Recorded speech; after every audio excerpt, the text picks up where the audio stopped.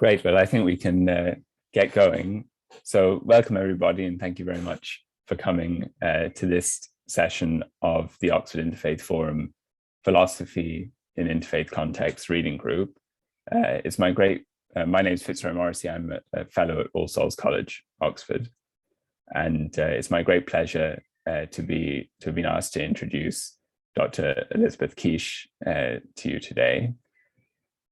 Dr. Quiche is Warden of Rhodes House, Oxford, a role in which she served since 2018, before returning to Oxford, where she had herself been a Rhodes Scholar.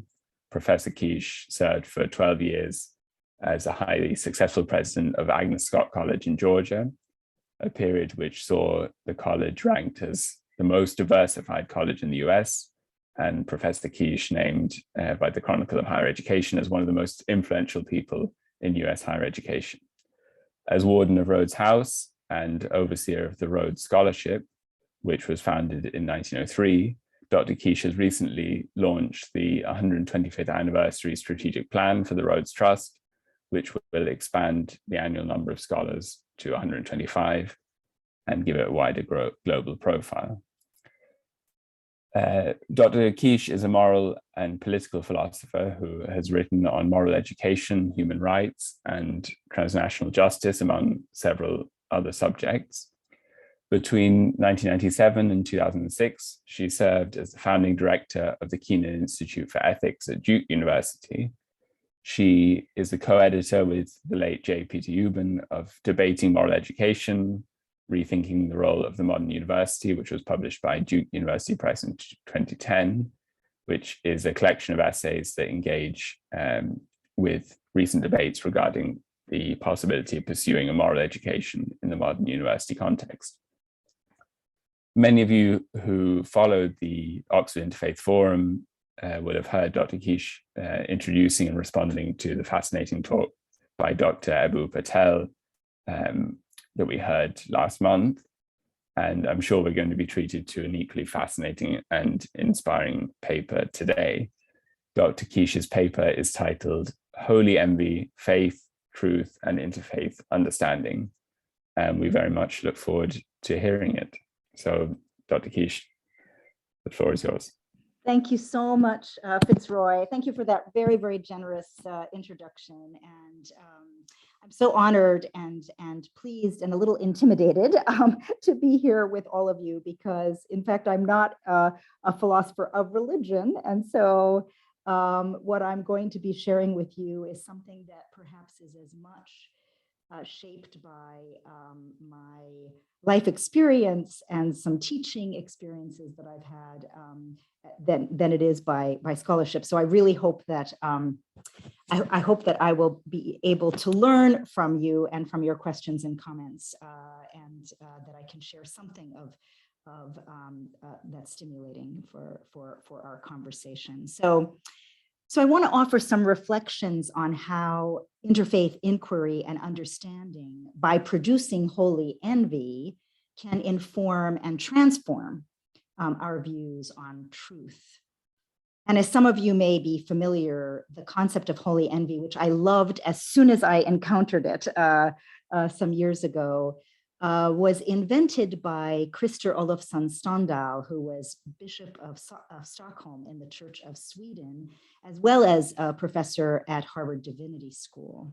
So he was Bishop of Stockholm, and in response to, this was in 1985, in response to vocal opposition in Stockholm to the building of a Mormon temple. And, you know, this will be familiar to all of us, that's often a point of interfaith conflict, that he held a press conference in his status as the Bishop of Stockholm. And what he, in his remarks, he referred to what he called 3 rules of religious understanding, which have since come to be known as kind of Ståndal's 3 rules.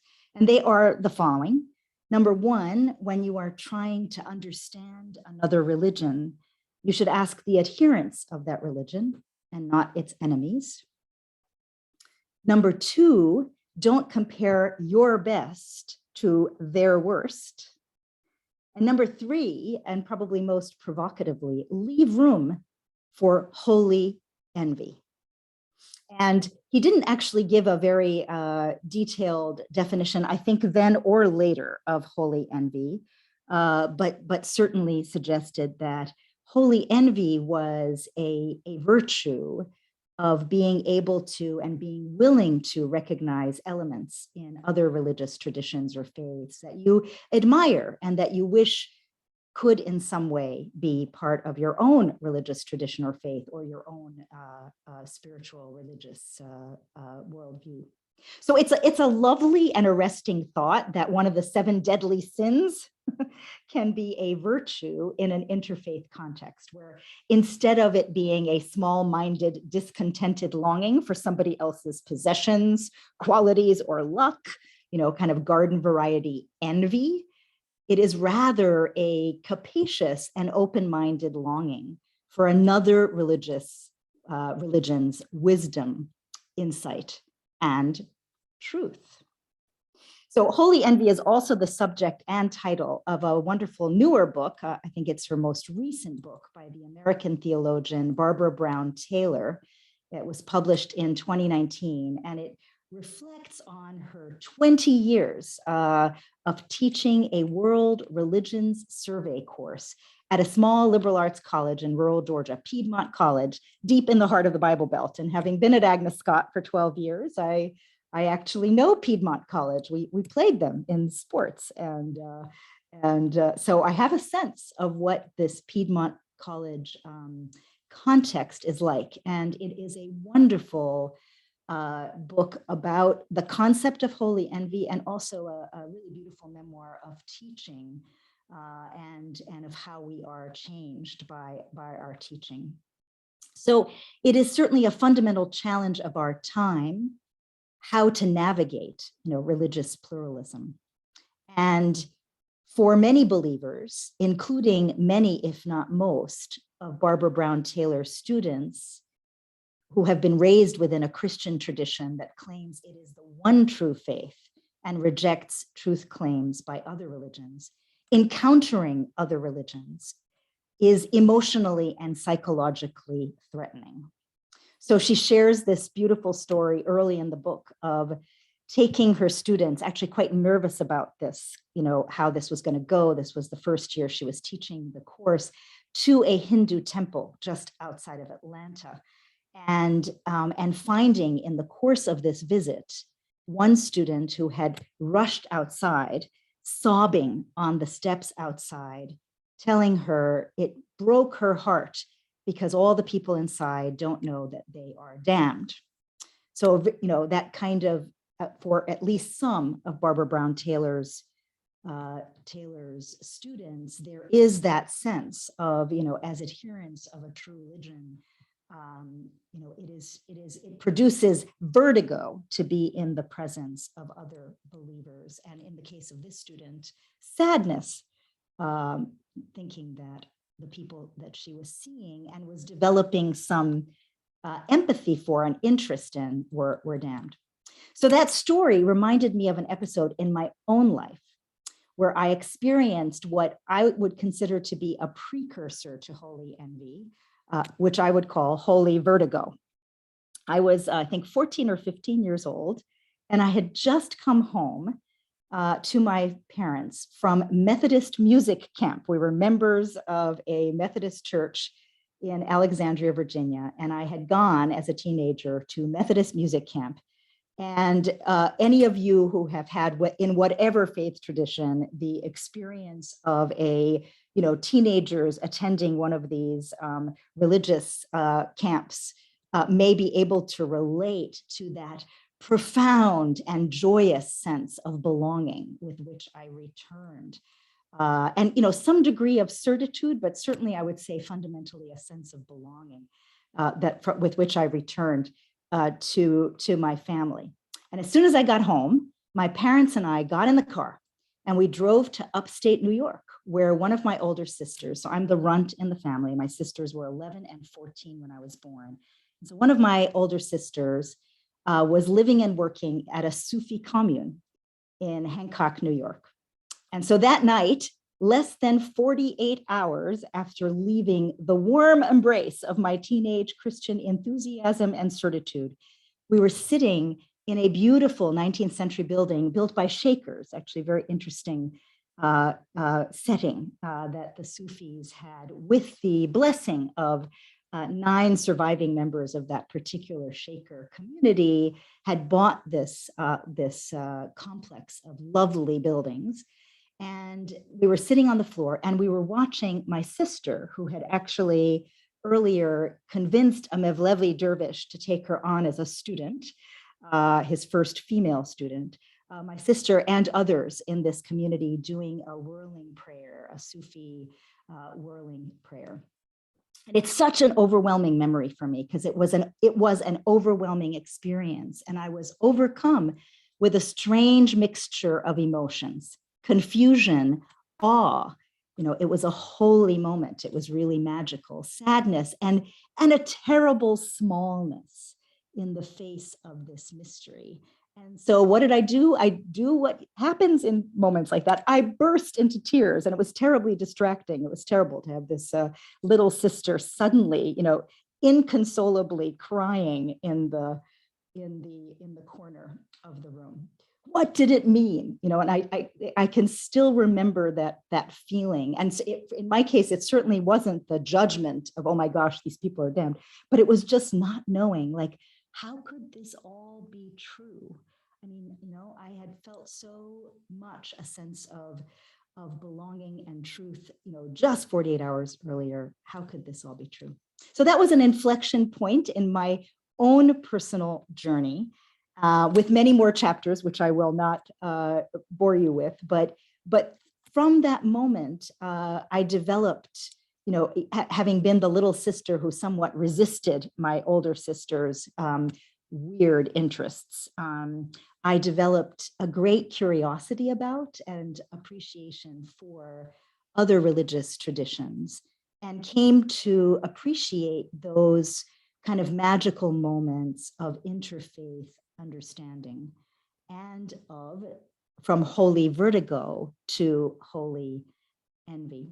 At one point at Duke, and Fitzroy mentioned that I had been at Duke and run an ethics institute, a colleague and I taught an interfaith class at Duke that was also very much student-led, but we were the faculty advisors who were helping to sort of sponsor that course. And I vividly remember so many, magical moments of interfaith understanding in that course. And one in particular that was just so lovely was when the Mormon and Muslim women in the group had this fantastic, moment of solidarity, confessing their profound frustrations with the stereotypes that people, including at Duke and in the wider world, had about them as women adherents of their particular faiths. And like, there was that moment of sisterhood, we understand each other, so here are these, you might suggest, quite different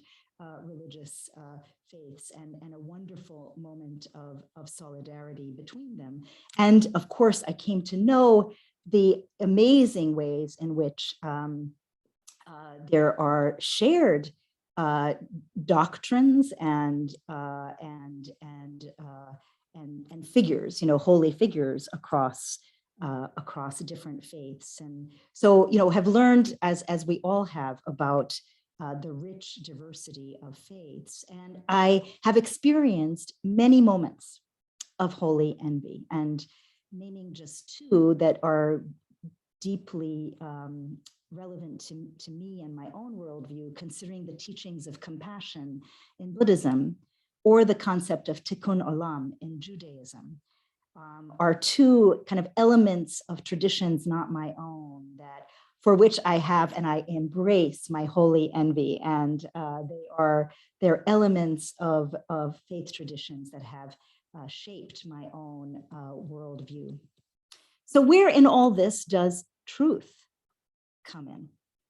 And of course, Christians and members, adherents of other faith, have argued and fought over true religion, both with each other and amongst themselves, and continue to do so. I was just earlier today walking past the Martyrs Memorial. Those of you in Oxford will be familiar at St. Giles, the Martyrs Memorial, which serves as a sobering reminder of the violent responses to disagreements over true doctrine that took place right here in Oxford, as several leaders of the faith were burned at the stake. Barbara Brown Taylor, who is herself an ordained Episcopal minister, shares some moments of holy envy that produced holy vertigo for her. For instance, she said, she found herself drawn to the doctrinal position in Judaism and Islam that sin is real, but not an inherent flaw in human design. So as herself an ordained minister in the Episcopal Church, for whom the doctrine of original sin was an important part of her worldview, she found herself drawn to this subtly and yet colossally different approach to what is true about us as human beings. And what, she wondered, should her response be as someone whose own faith believes in the truth of original sin and sees it as a very important source of a lot of teaching and doctrine. So how we respond to these pluralist moments when there are two doctrines that appear to present us with a kind of X and not X moment, especially if we find ourselves drawn to something that is professed outside of our own faith, is, I think, a particularly interesting conundrum produced by interfaith dialogue and understanding. And of course, it's not all that different from some of the struggles around pluralism in secular philosophy as well.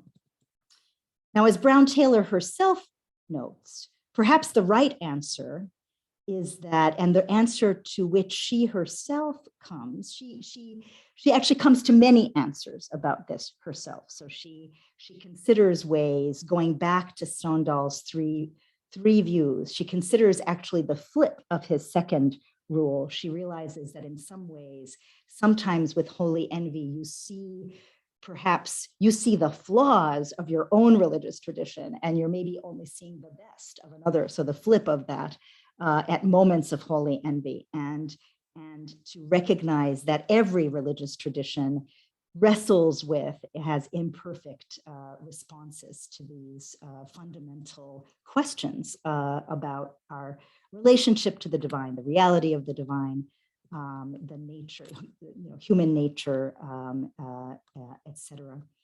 And so she ultimately, as somebody who argues that both for her students and for herself, teaching this course over 20 years fundamentally changed her relationship to her own faith and her understanding of her own faith. And she notes at one point, in a way that really resonated for me, that the right answer is that holy envy should produce holy humility, an acknowledgement of our own imperfect understanding. Now, I know that sometimes that sense of humility and that sense of acknowledging a plurality of doctrines that in some cases, not all cases, but in some cases seem to have that logical framework of X and not X, there is a temptation, I've certainly seen it in students many, many times, to basically say, well, so there is no truth, to fall into a kind of simple cultural relativism and basically say, well, there is no truth of the matter here. You believe that truth, I believe this truth, and we'll just, agree to disagree. And there's, of course, a lot to be said for that by comparison with some of the other responses that people make to pluralism. But I think that there is a more profound response that is both, I would argue, theologically and philosophically more sound.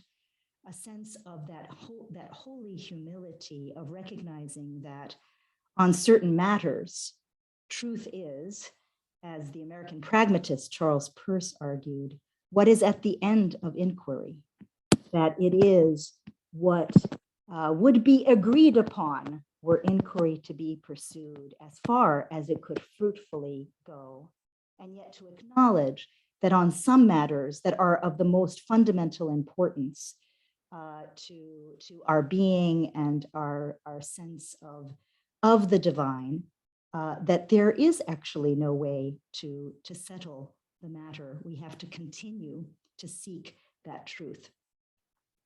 It is also something within the philosophical tradition, I mean, going all the way back to, for instance, Aristotle, who talked about that different modes of inquiry should only be driven to the point of as much precision as our understanding allows, and as the subject matter itself allows. And so as we think about those moments of truth, of wrestling with religious pluralism, and thinking about where we ourselves stand, to acknowledge that we are in a moment of holy humility. And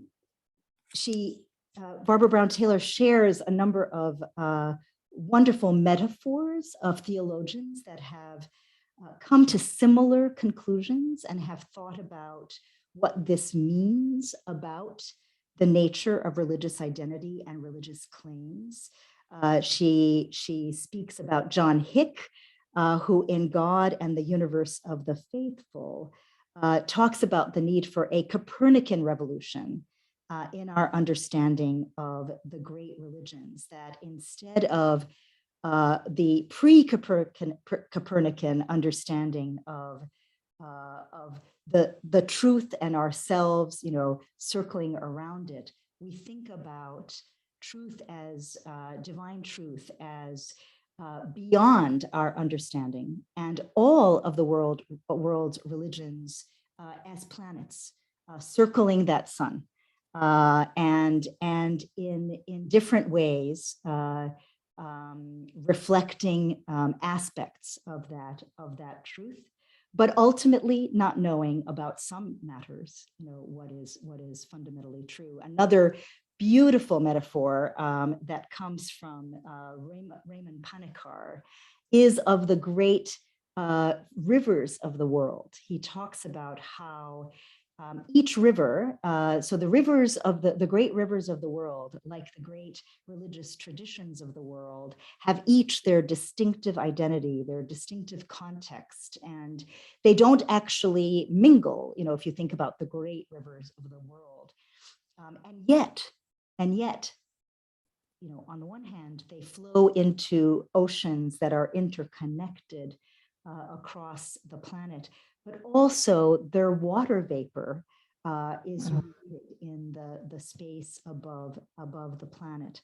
And so in that metaphor, thinking about the ways that these great religious traditions with all of their claims and their practices are metamorphosed into spirit as the water vapor unites around the planet.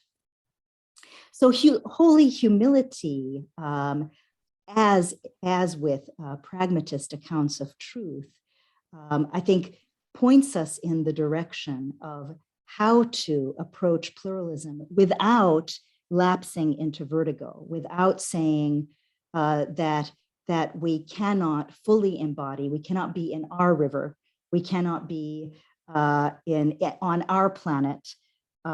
We can appreciate both its strengths and its weaknesses, but we can also acknowledge that the truth is what is beyond the moment our understanding.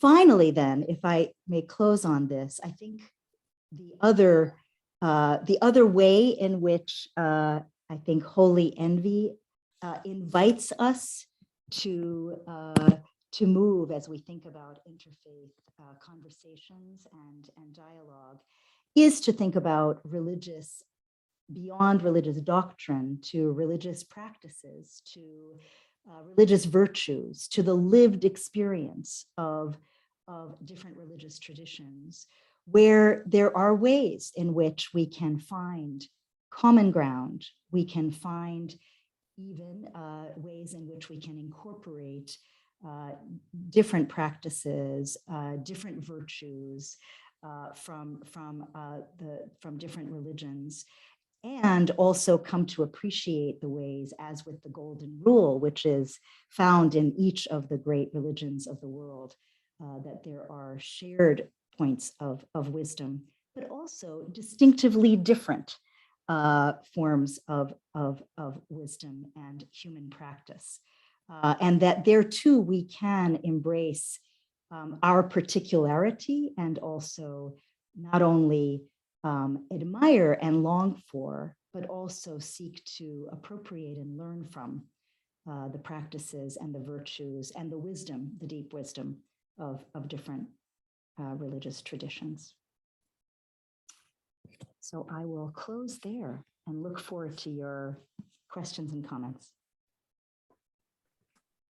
Thank you very much, Dr. Kish. That was fascinating, very thought-provoking. I'm sure there can be lots of questions. So if you'd like to ask a question, then please either raise your hand, or if you'd prefer to write it in the chat and for me to read it out, I'm happy to do that. And if I miss someone, then please can others try and direct my attention to them. But yes, please, the floor is open.